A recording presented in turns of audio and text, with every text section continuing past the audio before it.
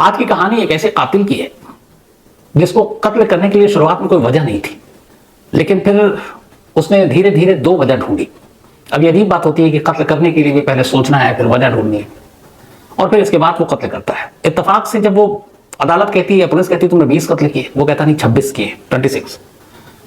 अब उसके बाद उसे मौत की सजा दे दी जाती है। लेकिन फिर पता चलता है कि जिस देश में उसने गुनाह किया, जहां उसको ये सजा दी गई है, कुछ वक्त पहले उसी देश में मौत की सजा पर रोक लगा दी गई है, यानी उसको सजाए मौत नहीं दी जा सकती और उसे जेल में डाल दिया। लेकिन खुद कातिल जिसको सजाए मौत मिली है, वो ये कह रहा है कि मुझे माफ मत करो, मुझे बख्शो मत, अगर मैं छूट गया, अगर मैं बाहर आया तो मैं फिर से कत्ल करना शुरू कर दूंगा। तो वैसे खूंखार कातिल को कैसे कोई रिहा कर सकता है? ये कहानी साउथ कोरिया के एक नौजवान की कहानी है। इस नौजवान का नाम था यू यंग चुल। यू समझ लीजिए, यू सियोल के करीब एक जो गांव का इलाका होता है, ग्रामीण इलाका, वहां पैदा हुआ बेहद गरीब परिवार में।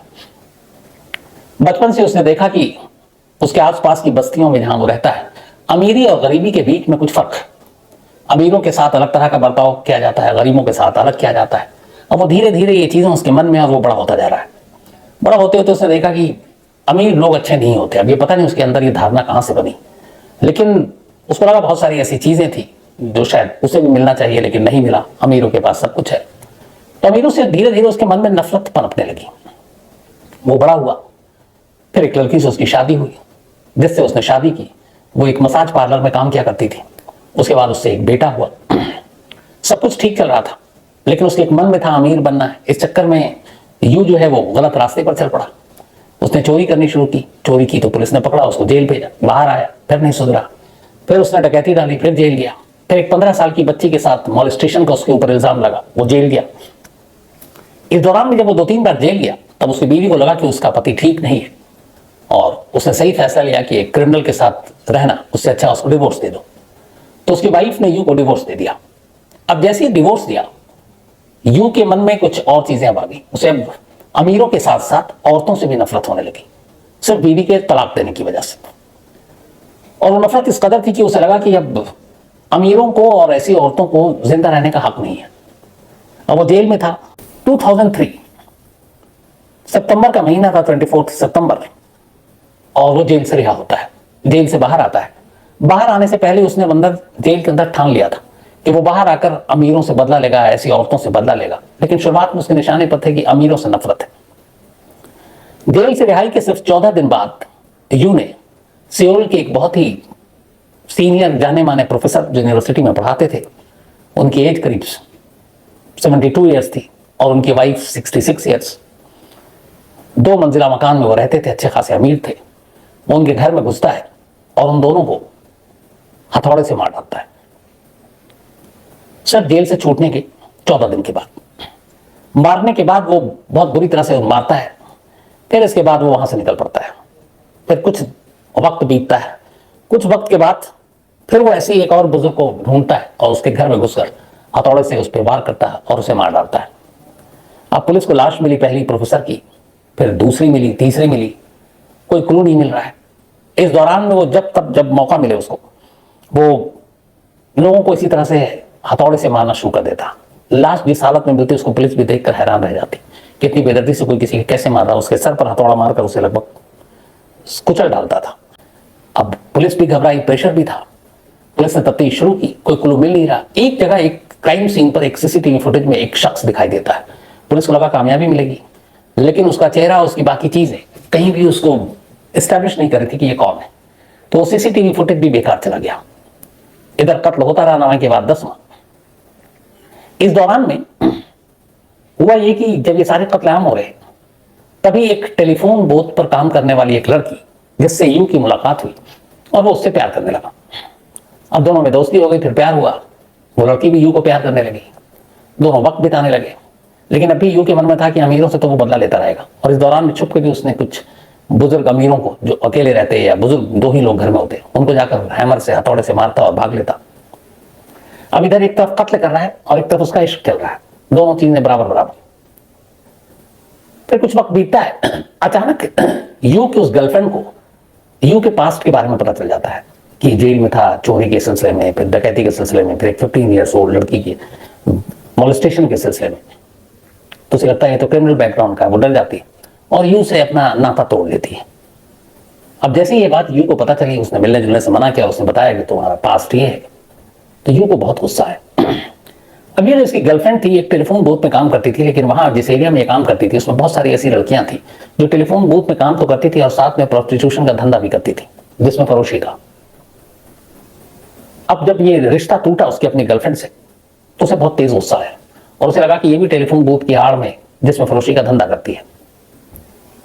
अब उसने कहा कि अमीरों को छोड़ो, जो इतनी सारी जो सेक्स वर्कर है ये इनसे बदला लेते हैं। और उसकी एक वजह जो दूसरी सोच आई, ये जो गर्लफ्रेंड थी इसकी, एक टेलीफोन बूथ में, और उसको ये डाउट था कि एक सेक्स वर्कर है। इससे पहले जिससे उसने शादी की, जो उसकी वाइफ थी, वो एक मसाज पार्लर में काम किया करती थी।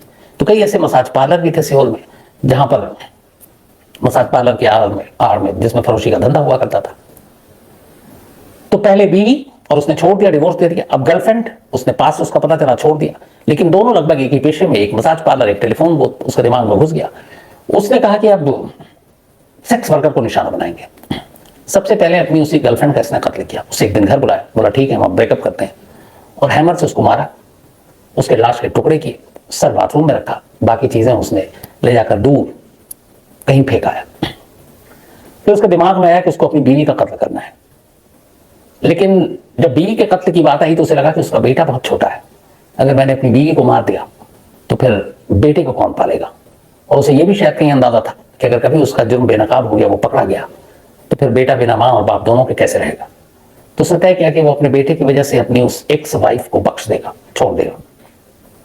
एक दिन ऐसा हुआ कि जब एक ये कत्ल करके लाश के टुकड़े कर रहा था, तभी इसके बेटे का फोन आ गया। उससे एक दो दिन पहले इसको कोल्ड था, तबीयत ठीक नहीं थी, ये लाश के टुकड़े कर रहा है, फोन की घंटी बजती है, बेटा पूछता है पापा आपको कोल्ड तो नहीं है। कहता मुझे कत्ल करते हुए या लाश को ठिकाने लगाते हुए या तमाम चीजों में कभी डर नहीं लगा। जब मैं एक कत्ल करने के बाद लाश के टुकड़े कर रहा था, और ठीक उसी वक्त जब मेरे बेटे का फोन आया और मैं उस वक्त बात कर रहा था, मुझे सबसे ज्यादा डर उस वक्त लगा था कि कहीं मेरे बेटे को ये बात पता ना चल जाए। तो खैर उसने अपनी एक्स वाइफ को बख्श दिया। अब अपने इसने गर्लफ्रेंड को मार डाला।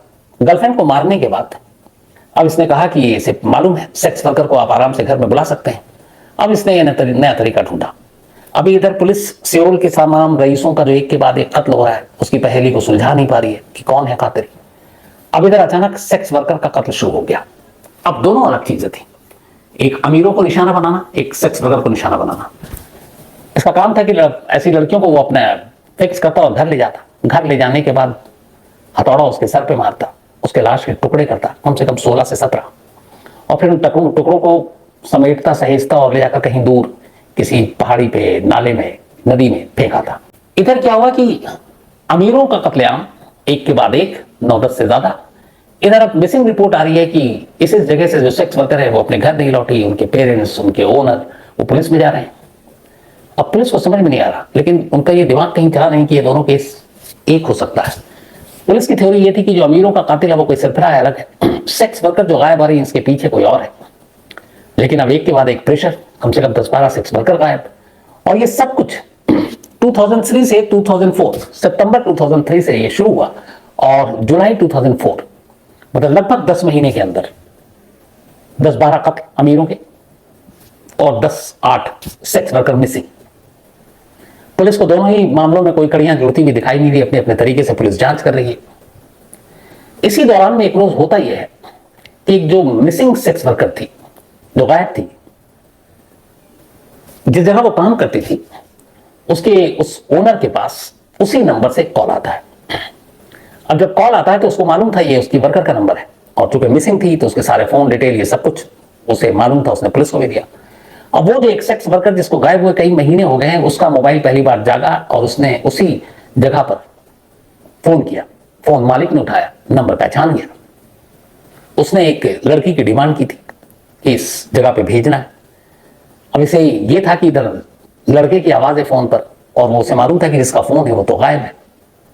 उसे कुछ डाउट हुआ, उसने फौरन पुलिस को इत्तला दी कि जो सेक्स वर्कर मिसिंग है उनमें से एक ये है जिसका मोबाइल फोन आज एक्टिव था, और एक शख्स ने फोन किया और उसने कहा है कि मुझे एक लड़की चाहिए, और टाइम दिया। उसने अपने घर नहीं बुलाया था, उसने कहा कि मैं उस जगह पे आऊंगा जहां पे ये काम करती थी, मसाज पार्लर के आड़ में।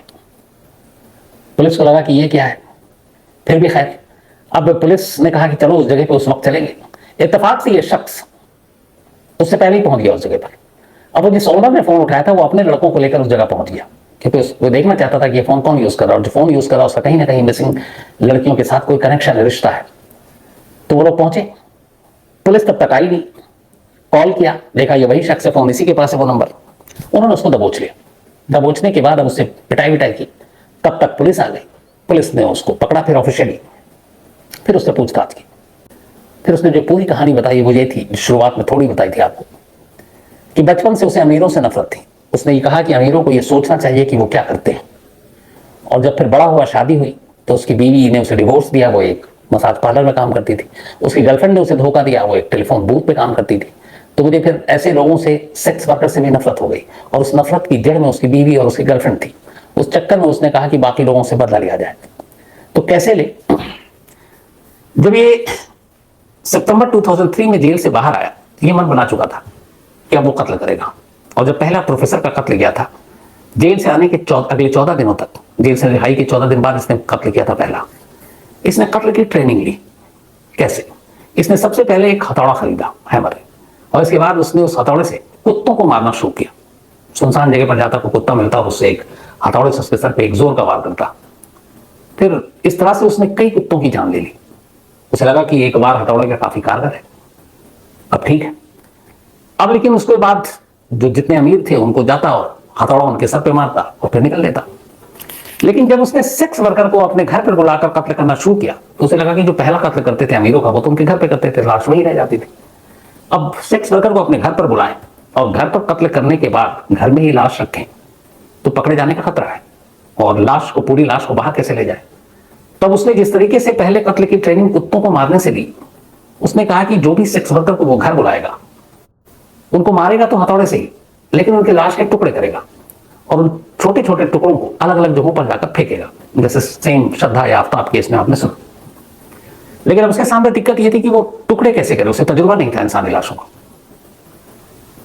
इस कदर सनकी था वो कि वो फिर एक दिन पहुंच गया एक डॉक्टर के पास, और उसने कुछ बीमारी का बहाना बनाया और कहने लगा कि मुझे फुल बॉडी एक्सरे करानी। उसने अपने पूरे जिस्म का एक्सरे कराया और वो एक्सरे की रिपोर्ट घर लेकर आया। उस एक्सरे के थ्रू उसने देखना शुरू किया कि इंसान के बॉडी पार्ट्स कहां पे क्या है, कहां हड्डियां है, कहां जोड़ है, कहां ज्वाइंट है, कहां ये है। और अपने ही बॉडी के एक्सरे कराने के बाद उसने इंसानी लाश के टुकड़े करने का तरीका सीखा। इसके बाद वो एक कर सेक्स वर्कर को घर बुलाता और एवरेज जो उसने 16 से 17 एक लाश के टुकड़े किए और उन्हें फेंकता, लेकिन सर घर पर रखता। फिर इसके बाद कुछ दिन होता, फिर वो सर को भी ले जाकर ठिकाने लगा देता। अब जब इसने ये सारी कहानी सुनाई, तभी तक ये था कि पुलिस के भी रोंगटे खड़े थे कि सेक्स वर्कर गायब है, शायद कहीं मिल जाए, लेकिन वो मिल नहीं रही। तो फिर पूछा कि भाई तुमने लाशों को कहां ठिकाने लगाया। अब उसके बाद उसने बताना शुरू किया। अब जब बताना शुरू किया और पुलिस उसके साथ लाश को ढूंढने जाती, जैसे आफ्ताब पूनावाला लेकर जाता था महरौली के जंगलों में, तो हमेशा एक रेनकोट पहना करता था, और रेनकोट बारिश से बचने के लिए वो पहनकर जाया करता। तो मीडिया की टीम भी इसके पीछे पीछे होती थी। तो वहां इसकी कई तस्वीरें छपी, फिर इसकी निशानदेही पे वो तमाम लाश के जो टुकड़े थे, पूरे तो नहीं लेकिन फिर भी मिले। पुलिस ने अपनी तरफ से 20 केस इसके खिलाफ बनाए थे मर्डर के, लेकिन इसने कहा मैंने 26 टोटल कत्ल किए। और इसी रेनकोट जाकर बॉडी को ढूंढने में जो पुलिस की मदद करता था, तो साउथ कोरिया की मीडिया ने इसका नाम रेनकोट किलर दिया, क्योंकि उस वक्त रेनकोट पहनकर जाता था। अब इसके बाद गिरफ्तारी के बाद जब इसके खुलासे हुए कि 26 कत्ल की बात मान रहा है, लोगों में वहां बड़ा गुस्सा, अदालत में लोग इसे देखने आते और ये जज के ऊपर भी अटैक कर देता। इसका ये था कि मुझे बख्शो मत, और यहां तक कि इसने कहा कि मुझे मालूम है कि साउथ कोरिया में फिलहाल डेथ पेनल्टी पे रोक है, सजाए मौत नहीं दी जा सकती, पर बोला कि इस पर रोक मत लगाओ, डेथ पेनल्टी होनी चाहिए, सजाए मौत होनी चाहिए, और मेरा जिंदा रहना इस सोसाइटी के लिए सेफ नहीं है। एक कातिल जिसने अपने मुंह से कबूला कि उसने 26 कत्ल किए हैं, हालांकि पुलिस 20 के ही सबूत जुटा पाई, वो अदालत में कह रहा है कि अगर मुझे खुला छोड़ते हो, मुझे रिहा करते हो और मुझे मौत की सजा नहीं देते हो, तो मेरा जिंदा रहना इस पूरे साउथ कोरिया और यहाँ के रहने वाले लोगों, उनकी बस्तियों, उनके समाज के लिए खतरनाक है, सेफ नहीं है, इसलिए मुझे मौत दो। एक कातिल मौत मांग रहा है, लेकिन बदकिस्मती से उस देश का कानून कुछ दिन पहले ही मौत की सजा पर रोक लगा देता है, और वहां मैक्सिमम पनिशमेंट जो है वो डेथ पेनल्टी है। तो डेथ पेनल्टी से ज्यादा कुछ दे नहीं सकते थे, और यही हुआ, उसको डेथ पेनल्टी मिली नहीं। हालांकि उस कानून में बदलाव हो सकता है, नहीं हो सकता है, ये मामला अभी भी चल रहा है। और 13 दिसंबर 2004 में जब उसको कन्विक्शन हुआ था वो, लेकिन अभी भी साउथ कोरिया में डेथ पेनल्टी नहीं है, तो वो जेल के अंदर ही है। तो अजीब कातिल था ये, जो बॉडी के पार्ट्स के टुकड़े करने के लिए पहले अपने ही जिस्म का एक्सरे कराता है, मर्डर की ट्रेनिंग या रिहर्सल के लिए पहले कुत्तों को मारता है, और फिर आखिर में जब पकड़ा जाता है तो खुद कहता है कि इस कानून को बदलो और डेथ पेनल्टी को वापस लाओ और उसको बहाल करो और मुझे मौत की सजा दो, क्योंकि मैं जिंदा रहा तो मैं खतरनाक हो जाऊंगा, और मैं जिंदा रहा और मैं छूट गया तो मैं फिर वही सब करूंगा जो मैंने आजाद या रिहाई के दौरान किया था। फिलहाल वो जेल में है और अपनी सजा काट रहा है।